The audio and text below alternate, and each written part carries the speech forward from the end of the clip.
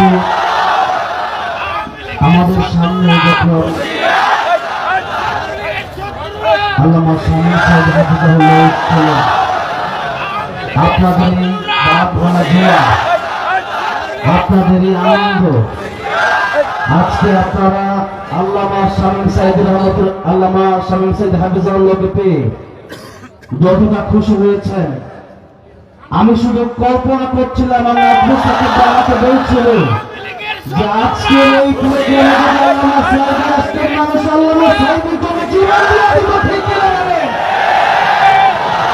আল্লামা সাহেব রহমাতুল্লাহ আলাইহি মরে নাই, আল্লামা সাহেব রহমাতুল্লাহ আলাইহি মরে নাই, আল্লামা সাহেব রহমাতুল্লাহ আলাইহিকে জালিম সরকার করে শহীদ করেছে, ঠিক কিনা বলেন?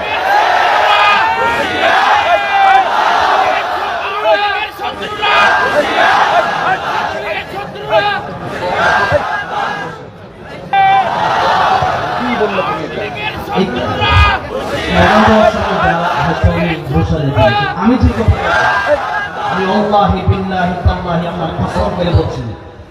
বাংলাদেশের সবচেয়ে বেশি ভালোবাসে আল্লামা সাইদকে। আপনারা ভালোবাসেন।